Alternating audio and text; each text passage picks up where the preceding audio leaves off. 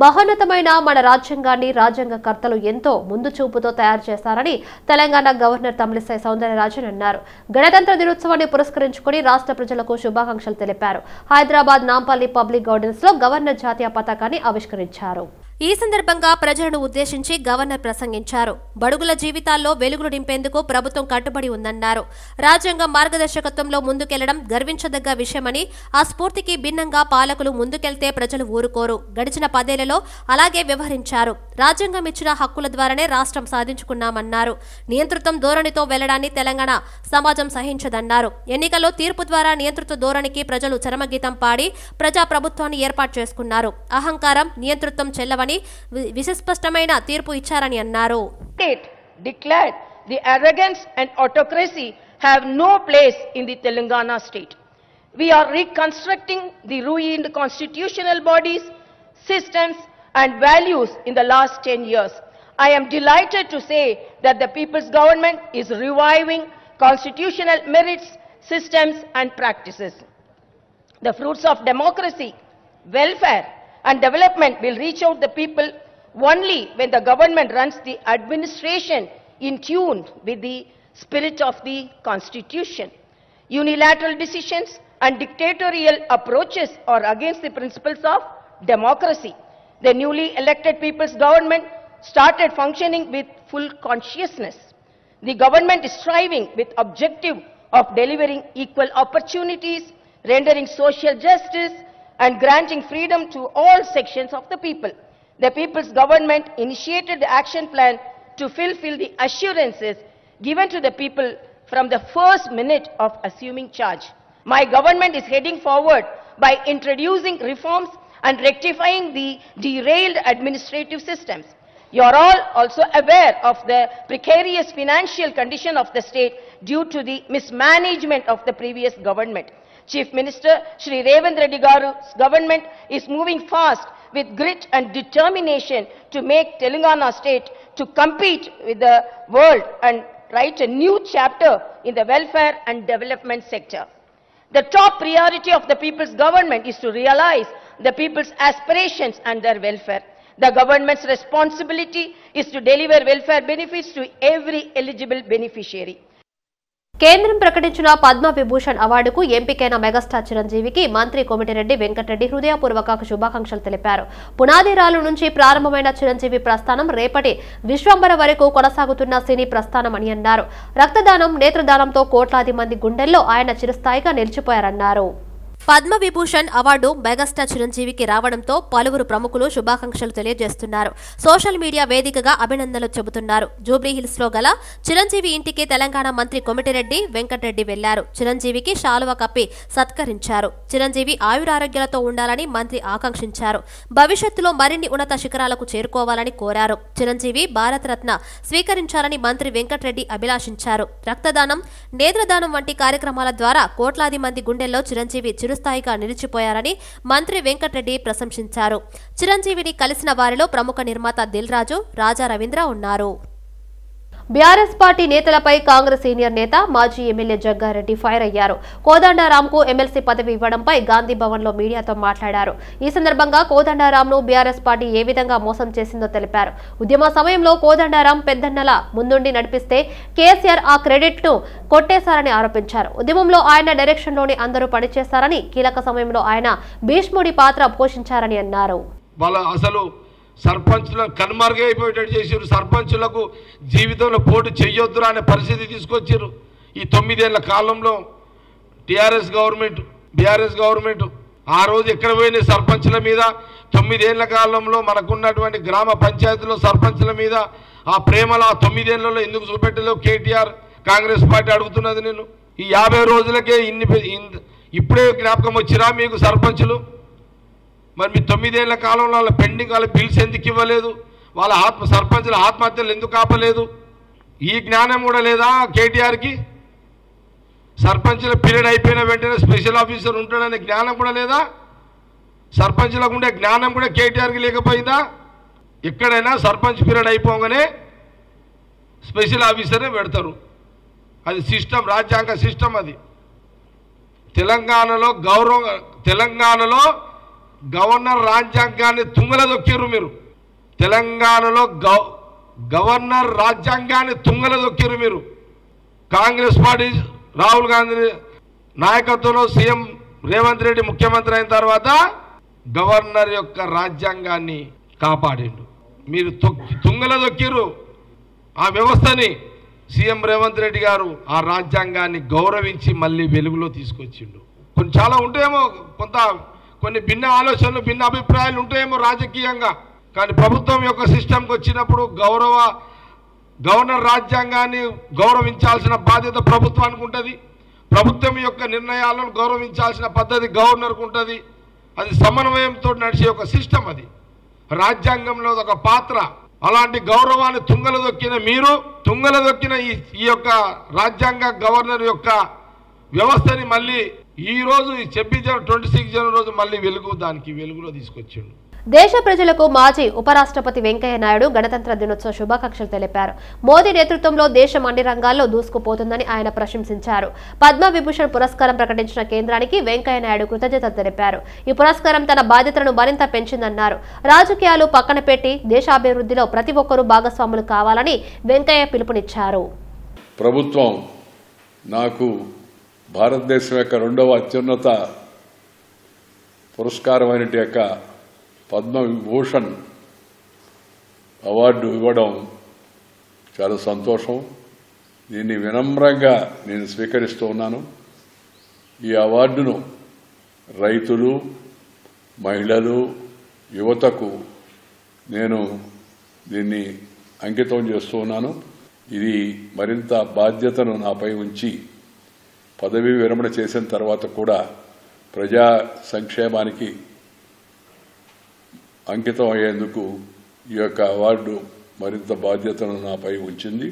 తప్పనిసరిగా ఆ బాధ్యతను చిత్తశుద్ధితో నిర్వహించే ప్రయత్నం చేస్తానని చెప్పని మనం చేసుకుంటున్నాం. Thank you. నమస్కార్. జై హింద్. ఓ రాజకీయ పార్టీ అధ్యక్షుడిగా ఉన్న కోదండరాంను ప్రస్తుత ప్రభుత్వం నామినేట్ చేస్తే గవర్నర్ తమిళిసై సౌందరరాజన్ ఎలా ఆమోదించారు అని బీఆర్ఎస్ వర్కింగ్ ప్రెసిడెంట్ కేటీఆర్ ప్రశ్నించారు. 75వ గణతంత్ర దినోత్సవ వేడుకల్లో భాగంగా తెలంగాణ భవన్లో ఆయన జాతీయ జెండాను ఎగురవేశారు. రాజ్యాంగబద్ధమైన గవర్నర్ పదవిలో ఉన్న తమిళిసై ఏ రకంగా వ్యవహరిస్తున్నారో ఈ రాష్ట్రమంతా చూస్తుందన్నారు. 4 నెలల క్రితం నాటి కేసీఆర్ కేబినెట్ గవర్నర్ కోట ఎమ్మెల్సీ కింద దాసోజు శ్రవణ్, సత్యనారాయణ పేర్లను నామినేట్ చేస్తే గవర్నర్ తిరస్కరించారని గుర్తు చేశారు. కానీ ఇప్పుడు కోదండరాం, అమీర్ అలీఖాన్ల పేర్లకు ఆమోదం తెలిపినట్లుగా వార్తలు వస్తున్నాయన్నారు. రాజకీయ సంబంధాలు ఉన్నాయనే కారణంతో దాసోజు శ్రవణ్, సత్యనారాయణ పేర్లను తిరస్కరించిన గవర్నర్ ఈ రోజు ఓ రాజకీయ పార్టీ అధ్యక్షుడిగా ఉన్న కోదండరాంకు ఎలా ఆమోదం తెలిపారో చెప్పాలన్నారు. ఓ రాజకీయ పార్టీ అధ్యక్షుడిని రేవంత్ రెడ్డి ప్రభుత్వం నామినేట్ చేస్తే ఎలా ఆమోదించాలని ప్రశ్నించారు. నాడు శ్రవణ్ను ఎందుకు ఆమోదించలేదో ప్రజలకు సమాధానం చెప్పాలన్నారు. ఎలక్షన్ కమిషన్ కి నివేదించారు 2 ఖాళీలు వచ్చినాయని. అది కూడా ఒకటే కోట, ఇద్దరు కూడా ఎన్నికైంది ఎమ్మెల్యేల కోటాలు, వేరు కేటగిరీలు కూడా కాదు. మరి ఉప ఎన్నికలు పెట్టాలా? ఉప ఎన్నికలు పెట్టాలి అంటే సహజంగా ఒకటే కోట కాబట్టి, ఓటరు కూడా మళ్ళీ వారే కాబట్టి, మళ్ళీ ఎమ్మెల్యేలే కాబట్టి ఒకటే ఎన్నిక జరగాలి. ఉప ఎన్నికలు 2ంటికి ఒకేసారి ఉప ఎన్నికలు జరగాలి. ఏం జరిగిందో మరి ఢిల్లీలో మతలబు. రేవంత్ రెడ్డి గారు పోతారు, అమిత్ షా గారిని కలుస్తారు, గంట తర్వాత బులెటిన్ వస్తుంది. 2 ఎమ్మెల్సీలకు వేరువేరుగా ఎన్నికలు జరగాలి. ఎందుకు 2 వేరువేరు ఎన్నికలు? 2 ఒకేసారి జరుగుతేనేమో ఒకటి కాంగ్రెస్కి వస్తుంది, ఒకటి మా పార్టీకి వస్తుంది, బీఆర్ఎస్కి వస్తుంది. కానీ 2 ఎన్నికలు అలగలగ్ జరిగితే 2 కూడా కాంగ్రెస్కే పోతాయి. అంటే ఈరోజు కాంగ్రెస్ను జాకీలు పెట్టి లేపుతున్నది, కాంగ్రెస్కు ఇతోధిక సహాయం అందిస్తున్నది. వాళ్ళ గవర్నర్ గారు క్షణాల మీద, ఆగమేఘాల మీద ఎమ్మెల్సీ నామినేషన్లను ఆమోదించిన పద్ధతి చూసినా కానీ, లేదా మొన్న 2 ఉప ఎన్నికలు ఒకేసారి నిర్వహించకుండా 2 అలగలగ్ నిర్వహించిన పద్ధతి చూస్తే కానీ స్పష్టంగా అర్థమవుతున్నది కాంగ్రెస్ బీజేపీ ఫెవికాల్ బంధం ఏదైతే ఉన్నదో. మన బండి సంజయ్ గారు కూడా బాహాటంగా చెప్పారు కదా, స్పష్టంగా చెప్తున్నాడు ఆయన, మీరు మేము కొట్టుకుండు కాదు, ముందు బీఆర్ఎస్ను ఖతం చేద్దాం అనే మాట మాట్లాడుతున్నాడు. ఇక్కడ గుంపు మేస్త్రి గారు కూడా అదే మాట్లాడుతున్నాడు. కాబట్టి నేను అనేది రాష్ట్ర ప్రజలకు నేను చేసే విజ్ఞప్తి, వాళ్ళు ఏం జరుగుతూ ఉందో అర్థం చేసుకోండి, అవగాహన చేసుకోండి. నిన్న మొన్నటిదాకా మా మీద దుమ్మెత్తి పోసినారు, మీరేదో బీజేపీతో అంటగాగుతున్నారని. కానీ ఇవాళ ఎవరితో అంటగాగుతున్నారో ఈ పరిణామాలు చూస్తుంటే స్పష్టంగా కనబడతా ఉంది. శాసనసభ ఆవరణలో పూలే విగ్రహాన్ని ఏర్పాటు చేయాలని BRS MLC Kalvakuntla Kavitha demand చేశారు. హైదరాబాద్ లో నిర్వహించిన రౌండ్ టేబుల్ సమావేశంలో ఆమె పాల్గొన్నారు. పూలే విగ్రహం ఏర్పాటుకు బీసీలు అందరూ సంఘటితం కావాలని పిలుపునిచ్చారు. బీసీల అభ్యున్నతే ధ్యేయంగా భారత్ జాగృతి పోరాటం చేస్తుందన్నారు. ఇందులో భాగంగా అసెంబ్లీ ఆవరణలో పూలే విగ్రహం ఏర్పాటు సాధన లక్ష్యంగా ఉద్యమిస్తుందన్నారు. ఏప్రిల్ 11 లోపల విగ్రహ ఏర్పాటుపై ప్రభుత్వం నుంచి సానుకూల ప్రకటన రావాలని విజ్ఞప్తి చేశారు. బడుగుల కోసం పనిచేసిన సంస్కర్త పూలే అని ఆయన విగ్రహం ఏర్పాటు అవసరమన్నారు. బడుగుల రాజ్యాధికారం కోసం పూలే విగ్రహం కోసం అడగడం ఇది మొదటి అడుగు మాత్రమే అన్నారు. అసెంబ్లీ ఆవరణలో విగ్రహం ఏర్పాటు చేయాలని స్పీకర్కు వినతి పత్రాన్ని ఇచ్చినట్లు తెలిపారు. ఇందుకోసం తెలంగాణ ఎమ్మెల్యేలు, ఎమ్మెల్సీలు, ఎంపీల మద్దతు కూడగట్టడానికి లేఖలు రాసినట్లు చెప్పారు. సామాజిక పరమైనటువంటి అవగాహన ఉన్నటువంటి సంస్థ, ఇటువంటి సమాజం పట్ల బాధ్యతతో అనేక కార్యక్రమాలు తీసుకొని పనిచేస్తున్నటువంటి సంస్థగా ఇవాళ బడుగుల కోసం పనిచేసినటువంటి ఆశాజ్యోతి, యావత్ భారతదేశంలో గొప్ప సంఘ సంస్కర్తగా, in fact one of the pioneering social reformers of ఇండియాగా చెప్పుకోగలిగిన అది జ్యోతిబా పూలే గురించే చెప్పుకునేటటువంటి అవసరం భారతదేశంలో ఉంది. కాబట్టి మరి వారి విగ్రహాన్ని అసెంబ్లీలో ఆవిష్కరింపజేయడం అన్నది చాలా ఇన్స్పైరింగ్గా, బడుగులు ఎవరైతే రాజ్యాధికారం కోరుకుంటారో, రాజ్య పాలనలో తమ వంతు పాత్ర ఉండాలి, నిర్ణయాల్లో తమ వంతు పాత్ర ఉండాలని కోరుకుంటారో వారందరికీ స్ఫూర్తిదాయకంగా ఉండాలంటే ఖచ్చితంగా జ్యోతిబా పూలే విగ్రహం అసెంబ్లీలో ఉండాలని భారత్ జాగృతి సంస్థ తరఫున మేము బలంగా నమ్ముతూ ఉన్నాం. కాబట్టి ఆ అంశాన్ని వాళ్ళ ప్రస్తావనకు స్పీకర్ గారి ముందు పెట్టడం జరిగింది. అసెంబ్లీ ఆవరణ కంప్లీట్గా స్పీకర్ గారి కంట్రోల్లో ఉంటుంది కాబట్టి భారత్ జాగృతి సంస్థ తరఫున స్పీకర్ గారికి మెమరాండం ఇవ్వడం జరిగింది.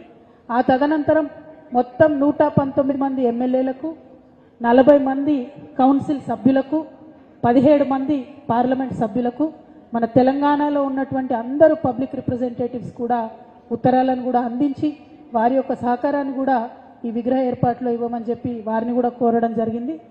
నెక్స్ట్ ప్రజా సంఘాలందరినీ కూడా కలిసి మరి వారందరి మద్దతును కూడా కూడగట్టడానికి ప్రయత్నం చేయడం జరుగుతూ ఉంది.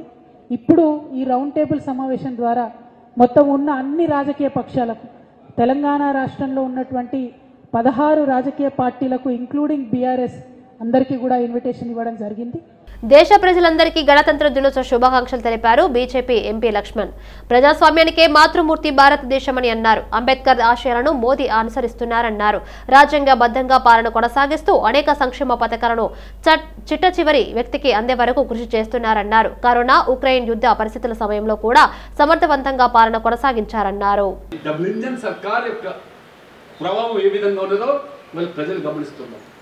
బీజేపీ పాలిత రాష్ట్రాలన్నింటిలో కూడా ఇవాళ అభివృద్ధికి పెద్దపీట వేయడమే కాకుండా పేదల సంక్షేమ పథకాలు ఇవ్వాలి.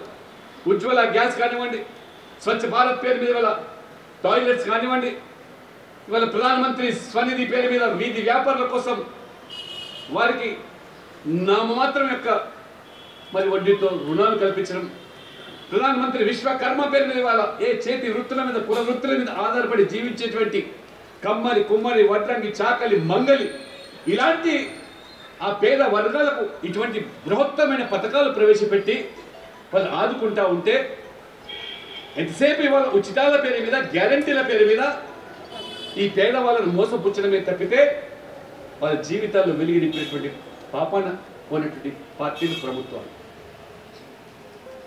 ఆ రకంగా ఇవాళ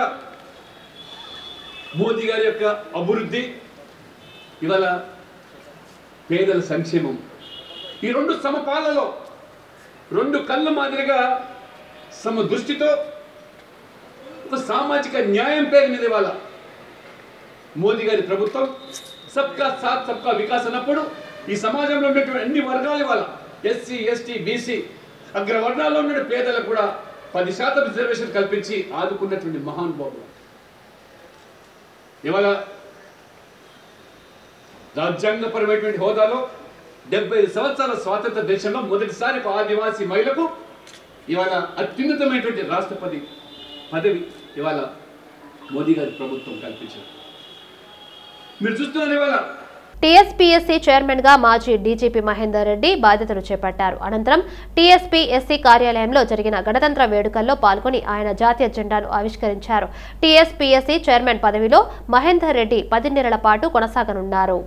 టీఎస్పీఎస్సీ చైర్మన్ గా మహేందర్ రెడ్డి మరో 5 సభ్యులుగా నియమితులయ్యారు. సభ్యుల్లో అనితా రాజేంద్ర, అమీరు లఖన్, నర్రి యాదయ్య, వై రామ్మోహన్ రావు, పాల్వాయి రజనీకుమారి ఉన్నారు. రాష్ట్ర సర్కార్ చేసిన ప్రతిపాదనలకు గవర్నర్ తమిళిసై ఆమోదం తెలిపారు. దీంతో చైర్మన్ తో పాటు మరో 5 సభ్యులను నియమిస్తున్నట్టు సీఎస్ శాంతి కుమారి జీవో 11 రిలీజ్ చేశారు. అమరవీరుల త్యాగాలను స్మరిస్తూ 75వ గణతంత్ర దినోత్సవం సందర్భంగా తెలంగాణ స్వాభిమాన్ పరిషత్ రక్తదాన శిబిరాన్ని ఏర్పాటు చేశారు. హైదరాబాద్ పాత బస్తీ సైదాబాద్ లో వేల మంది యువకులు తెలంగాణ స్వాభిమాన్ పరిషత్ ఆధ్వర్యంలో మెగా రక్తదాన శిబిరంలో స్వచ్ఛందంగా యువకులు రక్తదానం చేశారు. తెలంగాణ రాష్ట్ర కన్వీనర్ వినయ్ కిషోర్ యాదవ్ కార్యక్రమంలో పాల్గొని రక్తదానం చేశారు. అనంతరం ఆయన మీడియాతో మాట్లాడారు. స్వాతంత్ర్యం కోసం రక్తాన్ని చిందించిన స్వాతంత్ర సమరయోధులు, సైనికుల త్యాగాలను గుర్తు చేసుకుంటూ యువత 3 నెలలకు ఒకసారి ఖచ్చితంగా రక్తదానం చేసి ఇతరుల ప్రాణాలను కాపాడాలని వినయ్ కిషోర్ యాదవ్ పిలుపునిచ్చారు. జనవరి రిపబ్లిక్ డే రోజు అలాంగ్ విత్ మరికృష్ణ హాల్ సొసైటీ వాళ్ళతో కలిసి ఈరోజు blood camp and medical camp ఫ్రీగా అరేంజ్ చేశాము. సొసైటీలో ఉంటున్నాం కాబట్టి సొసైటీకి we want to give something back which is good. And medicine as చాలా ఈ మధ్యకాలంలో చాలా ఎక్స్పెన్సివ్ అయింది. సో అది ప్రతి ఒక్కరికి చేరాలనే ఉద్దేశంతో మేమందరము మెడికల్ వాళ్ళమందరం కలిసి దీన్ని ఆర్గనైజ్ చేశాము. అండ్ బ్లడ్ క్యాంప్ కూడా ఫ్రమ్ రెడ్ క్రాస్ వాళ్ళ ఆధ్వర్యంలో చేస్తున్నాము. సో నేను డాక్టర్ హరిణి ఈ saint mother Teresa educational society నడిపిస్తున్నాను. మా డాడీ కూడా ఒక గవర్నమెంట్ ఎంప్లాయీ. 2020 కోవిడ్లో చనిపోయారు. సో అప్పటి నుంచి ఆయన రిమెంబరెన్స్లో నేను ప్రతి 6 మంత్స్కి ఒకసారి ఇలాంటి క్యాంప్స్ అరేంజ్ చేస్తూ ఉంటాను. So thank you so much. ఇప్పటికైతే స్టేట్లోనే చేసాము. ఎవరైనా ఇంకా మమ్మల్ని పిలిస్తే ఎవరైనా చెయ్యమని అడిగితే మాత్రం ఖచ్చితంగా అక్కడికి కూడా వెళ్ళి చేస్తాము. ఇక్కడ వచ్చేసి ఫస్ట్ జనరల్ చెకప్ ఉంది, డయాబెటిక్ చెకప్ ఉంది, షుగర్ టెస్ట్ ఉంది, బీపీ చెకప్ ఉంది, చిన్నపిల్లలకి ప్రత్యేకంగా ఉంది, ఆడవాళ్ళకి ప్రత్యేకంగా ఉంది. మీ తినే ఆహారం దాని మీద కూడా చెప్తాము. ఇంకా వస్తే స్పెషలైజేషన్స్ కూడా ఉన్నాయి మా దగ్గర. గణతంత్ర దినోత్సవ వేడుకల్లో హైదరాబాద్ మెట్రో రైలు ఎండీ ఎన్వీఎస్ రెడ్డి పాల్గొన్నారు. జాతీయ పతాకాన్ని ఎగురవేసి సిబ్బందికి, వారి కుటుంబ సభ్యులకు శుభాకాంక్షలు తెలిపారు. మన దేశంలోని గొప్ప స్వాతంత్ర సమరయోధుల పోరాటాలు, త్యాగాలను స్మరించుకున్నారు. హైదరాబాద్ నగరంలోని వివిధ ప్రాంతాల నుంచి ఎయిర్పోర్టు కనెక్టివిటీతో సహా 70 కిలోమీటర్ల పొడవైన హైదరాబాద్ మెట్రో రైలు 2వ దశ విస్తరణ ప్రతిపాదనలకు ముఖ్యమంత్రి రేవంత్ రెడ్డి ఆమోదం తెలిపారని ఎన్వీఎస్ రెడ్డి తెలిపారు. ఈ ప్రతిపాదనలు రాష్ట్ర రాజధానిలో సమాజంలోని అన్ని వర్గాలకు మెట్రో రైలు సేవలను అందిస్తాయన్నారు. పెట్టుబడులకు ఆకర్షణీయమైన ప్రపంచ గమ్యస్థానంగా హైదరాబాద్ ఆవిర్భవించడంలో కూడా ముఖ్యమైన పాత్ర పోషిస్తాయన్నారు. In the software sector, we made tremendous achievement. We did even better than many of the developed countries. And now we realized our Prime Minister Modi ji has given a clarion call that unless and until you have this Atmanirbhar Bharat, unless and until you achieve, even in the manufacturing sector, independence, the dependence on imports will have to reduce. The country will not really progress. So that's how the emphasis is now on the manufacturing sector. With the manufacturing sector and the software sector, the country is today the fastest growing major economy on earth. And this kind of a progress, if we keep achieving for the next 2 or 3 decades, India will definitely become a developed country. And along with prosperity, we must realize we are at initial levels of prosperity and we are at initial levels of urbanization. While the country is only between 30-35% urbanization and our Telangana state is about 40% urbanization. Even the backward countries have already crossed 50% urbanization. If this kind of an urbanization takes place and the prosperity levels keep increasing, imagine what's going to happen in the Indian cities. Indian cities actually, we are sitting on a powder keg. 75వ గణతంత్ర దినోత్సవాన్ని పురస్కరించుకుని TKR కళాశాలలో వేడుకలు ఘనంగా జరిగాయి. కళాశాల ఆవరణలో జాతీయ జెండాను టీకేఆర్ కళాశాల చైర్మన్ మహేశ్వరం, నియోజకవర్గ మాజీ శాసనసభ్యులు తీగల కృష్ణారెడ్డి ఆవిష్కరించారు. ఈ గణతంత్ర వేడుకలకు టీకేఆర్ కళాశాల సెక్రటరీ తీగల హరినాథ్ రెడ్డి, ట్రెజరర్ అమర్నాథ్ రెడ్డి, రంగారెడ్డి జిల్లా పరిషత్ చైర్పర్సన్ డాక్టర్ తీగల అనిత హరినాథ్ రెడ్డి హాజరయ్యారు. జెండా ఆవిష్కరణలో టీకేఆర్ కళాశాల యాజమాన్యం, విద్యార్థులు పాల్గొన్నారు. దేశవ్యాప్తంగా 75వ గణతంత్ర దినోత్సవ వేడుకలు ఘనంగా జరిగాయి. ఇటు తెలుగు రాష్ట్రాల్లోని ప్రధాన పార్టీలు కూడా రిపబ్లిక్ డే వేడుకలను ఘనంగా జరుపుకున్నాయి. ఈ క్రమంలో is southern division corporator Shweta Madhukar Reddy, Bhagyanagar జిల్లా ఉపాధ్యక్షుడు జంగం మధుకర్ రెడ్డి విష్ణునగర్ కాలనీలో జాతీయ జెండాను ఆవిష్కరించారు. ఎందరో మహనీయుల త్యాగఫలం వల్లే ఈ రోజు మనం స్వేచ్ఛగా బ్రతకగలుగుతున్నామని అన్నారు. ఈ కార్యక్రమంలో వీరందరి బాబు, రేణుక, ముదిరాజ్, రమాదేవి, డివిజన్ అధ్యక్షులు గిరిధర్, వెంకట్, సుధీర్, కాలనీ కమిటీ సభ్యులు కృష్ణ యాదవ్, భిక్షపతి యాదవ్, బీజేపీ నాయకులు, కార్యకర్తలు, స్థానిక ప్రజలు పాల్గొన్నారు.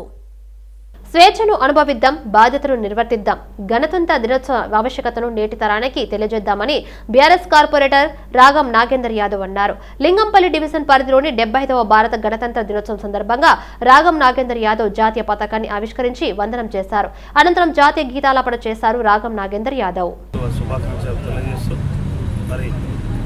చేసిన వారందరూ కూడా పేరున నా యొక్క నమస్సుమాంజలు తెలియజేస్తున్నాను. యావత్ రాష్ట్ర ప్రజలందరికీ కూడా, శ్రీలింగంపల్లి ప్రజలందరికీ కూడా గణతంత్ర దినోత్సవ శుభాకాంక్షలు తెలియజేస్తూ, ఎన్నో త్యాగాల ఫలితం మనకి ఈరోజు స్వాతంత్రం వచ్చింది. మరి దాంట్లో భాగంగా ఎంతోమంది పెద్దల ఆలోచనతో మన రాజ్యాంగాన్ని రాసుకున్నటువంటి ఈరోజు, మరి ఆ రాజ్యాంగ నిర్మాత అయినటువంటి అంబేద్కర్ గారి, బాబాసాహెబ్ అంబేద్కర్ గారి ఆశయ సాధన గురించి మనం అందరం కూడా కలిసికట్టుగా పనిచేయాలని, ఆయన ఆలోచన ముందు తీసుకొని ప్రతి ఒక్క పౌరుడు ఎదగాలని కాంక్షిస్తూ అందరికీ కూడా మరొక మారు గణతంత్ర దినోత్సవం శుభాకాంక్షలు. మేడ్చల్ జిల్లా షామీర్పేట్ మండలం తుమ్ముకుంట మున్సిపాలిటీ పరిధి ఐరిస్ ఫ్లోరిస్ట్ స్కూల్లో 75వ గణతంత్ర దినోత్సవం ఘనంగా నిర్వహించారు. పాఠశాల సీఈఓ నూనె ముంతల రవీందర్ గౌడ్ జాతీయ జెండాను ఆవిష్కరించారు.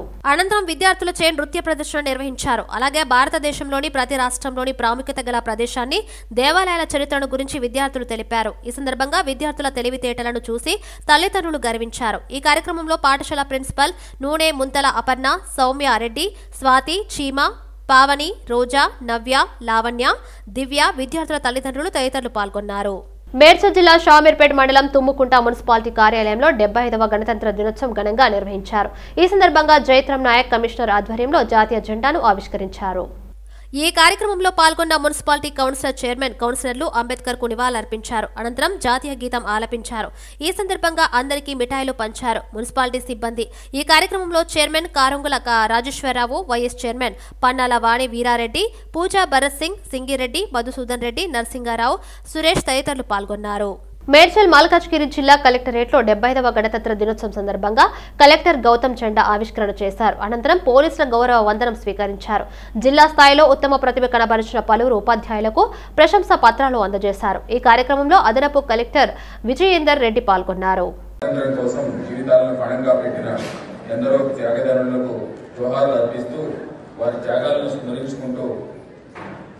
జిల్లా ప్రగతి పథంలో ముందుకు సాగుతుందని వినమ్రంగా తెలుపుకుంటున్నారు. సమగ్ర అభివృద్ధి, మెరుగైన సేవల లక్ష్యంగా ప్రభుత్వం ప్రతి 4 నెలలకు ఒకసారి ప్రజాపాలన కార్యక్రమం నిర్వహించదలిచింది. ఈ కార్యక్రమం ద్వారా ప్రజల వద్ద నుండి అభయహస్తం పథకంలో భాగంగా 6 గ్యారంటీల క్రింద లబ్ధి పొందడానికి జిల్లాలోని అన్ని గ్రామాల నుండి దరఖాస్తులు స్వీకరించడం జరుగుతుంది. డిసెంబర్ 28, 2023 నుంచి 6 జనవరి 2024 వరకు జరిగిన మొదటి ప్రజాపాలన కార్యక్రమంలో మహాలక్ష్మి, రైతు భరోసా, గృహజ్యోతి, ఇందిరమ్మ ఇండ్లు, యువ వికాసం మరియు చేయుత పథకముల కింద ప్రజల వద్ద నుండి దరఖాస్తులు స్వీకరించి కంప్యూటరీకరణ చేసి పథకాల వారీగా వివరాలను ప్రభుత్వానికి సమర్పించడం జరిగింది. 6 గ్యారంటీల్లో భాగంగా మహాలక్ష్మి పథకం కింద బాలికలు, మహిళలు మరియు ట్రాన్స్జెండర్స్ కు ప్రభుత్వం ఉచిత బస్సు ప్రయాణ సౌకర్యం ఆల్రెడీ కల్పించడం జరిగింది. ఇప్పటి వరకు జిల్లాలో 1,20,00,000 మంది ఈ ఉచిత ప్రయాణ సౌకర్యాన్ని వినియోగించుకున్నారు. పేదలకు మెరుగైన వైద్య సేవల సదుపాయాల విషయంలో ఏ వ్యక్తి ప్రాణాలు కోల్పోకూడదని ప్రజల ఆరోగ్య భద్రతకు అత్యంత ప్రాధాన్యత ఇచ్చిన రాష్ట్ర ప్రభుత్వం రాజీవ్ ఆరోగ్యశ్రీ అనే పథకాన్ని తిరిగి ప్రస్తుత అవసరాలకు తగ్గట్టుగా సేవలను మరింత విస్తృతపరిచే ఉద్దేశంతో 10 లక్షల రూపాయల వరకు ఉచిత వైద్యం పొందేలా కొత్త పథకాన్ని ప్రారంభించడం జరిగింది. గోపన్పల్లిలోని రంగనాథ స్వామి ప్లాట్ల యాజమాన్లకు న్యాయం చేయాలని బాధితులు డిమాండ్ చేశారు. సర్వే నెంబర్ 165 నుంచి 224 వరకు 70 ఎకరాలలో 750 మంది 20 ఏళ్ల క్రితం ప్లాట్లు కొనుగోలు చేసి అభివృద్ధి చేసుకున్నామని అన్నారు. 2 ఏళ్ల క్రితం సమాజంలో పలుకుబడి ఉన్న సినీ ప్రొడ్యూసర్ సురేష్ బాబు మరికొంతమంది వందల మంది రౌడీలు పోలీసులతో వచ్చి కట్టుకున్న ఇల్లు కూల్చివేసి వెంచర్ని ధ్వంసం చేశారని ఆవేదన వ్యక్తం చేశారు. ఈ విషయంపై న్యాయస్థానాన్ని ఆశ్రయిస్తే బాధితులకు అనుకూలంగా తీర్పు వచ్చినా జీహెచ్ఎంసీ అధికారులు అమలు చేయడం లేదన్నారు. గత ప్రభుత్వ హయాంలో తీవ్రంగా నష్టపోయామని కాంగ్రెస్ ప్రభుత్వం తమకు న్యాయం చేయాలని కోరారు. బాధితులకు రక్షించాల్సిన పోలీసులు బడాబాబులకు అనుకూలంగా వ్యవహరించడం దారుణమన్నారు. ఆ గవర్నమెంట్ను అందుకే కూల్చేసినాం. రేవంత్ రెడ్డి గారి గవర్నమెంట్ని కాంగ్రెస్ గవర్నమెంట్ని తెచ్చుకున్నాం. కాబట్టి రేవంత్ రెడ్డి గారు వచ్చిన తర్వాత మేము ఆయనకు లెటర్ ఇచ్చిన తర్వాత ప్రజాభవన్లో మేము లెటర్ ఇచ్చిన తర్వాత ఈరోజు మాకు కొంచెం వచ్చి మా ప్లాట్లు అంటూ మేము కళ్ళతో చూసుకోవడానికి కొంచెం ఆనందపడుతున్నాం. లోపలికి రావడానికి వచ్చాం. ఈరోజు మమ్మల్ని అందరూ కూడా వచ్చి చూశారు కూడా. మేము ఏది కూడా ఏం ధ్వంసం చేయట్లేదు. మా ప్లాట్లు మమ్మల్ని చూసుకొనియండి అని చెప్పేసి మేము అందరికీ ఈ మీడియా వాళ్ళ అందరూ మీడియా వాళ్ళ వీళ్ళందరూ కూడా ప్లాట్ ఓనర్స్ కూడా అందరూ వచ్చి కూడా పలానా ప్లాట్స్ అందరూ కూడా వెతుక్కోవడం ఇలా కొంచెం సంతోషకరమైన రోజు ఈరోజు మాకు. కరెంటు తీగలు, కరెంటు స్తంభాలు అన్ని విధాల ఎల్ఆర్ఎస్ అన్ని విధాలా మేము కట్టి మేము సర్వం మేము చూసుకున్నాం. మేముంటే ఈ దౌర్జన్యంగా ఈ రెండేళ్ల కింద ఈ ప్రజా నాయకులు పెద్ద నాయకులు రామానాయుడు గారికి ఏం తక్కువ ఉన్నది? వాళ్ళు కూర్చొని తిన్న వాళ్ళ కుటుంబాలు కూర్చొని తిన్న తరగని ఆస్తులు ఈ చిన్న మొత్తం ఆస్తులలో వచ్చి మమ్మల్ని 150 ఇండ్లను మొత్తం ధ్వంసం చేసి ఆ టెంపుల్ను అన్ని కంప్లీట్గా చేసి వాళ్ళు తర్వాత క్రియేట్ చేసినప్పటికీ కూడా మేము 2021 వరకు మేము మొత్తం పొజిషన్లో ఇక్కడ రూములు, మన కాంపౌండ్ వాళ్ళు, టెంపుల్, అంగన్వాడీ అన్నీ కట్టుకోవడం జరిగిందండి ఇక్కడ. తర్వాత ఈ కరోనా సిచ్యువేషన్లో వీళ్ళు రాత్రే మొత్తం అవన్నీ గులగొట్టేసేసి మేము చుట్టుముట్టు షీట్లు వేసి మమ్మల్ని రాకుండా చేశారండి. ఇదే విషయమై మేము పోలీసులకు కానీ జీహెచ్ఎంసీ దగ్గరికి కానీ చాలాసార్లు వెళ్ళడం జరిగిందండి. మేము కూడా అట్టే వచ్చి పరిష్కారం చేసి మా ప్లాట్లు మాకు ఇవ్వండి. మేము గరీబోళ్ళం, మేమేం మీలాగా కోట్లు కూడబెట్టుకొని తరతరాలు కూర్చొని తింటే తరగని ఆస్తులు మాకు లేవండి. మేము పిల్లల కోసం రూపాయి పోగు చేసుకొని పట్టణ న్యాయ కట్టుకొని సంపాదించుకొని కొనుక్కున్నాం. ఇవి మీరు కూడా మాకు న్యాయం చేయండి. మీరు లోపల నుండి పోలీసులు పంపించి పోలీసులు దౌర్జన్యం చేస్తే మేమేం చేయాలా?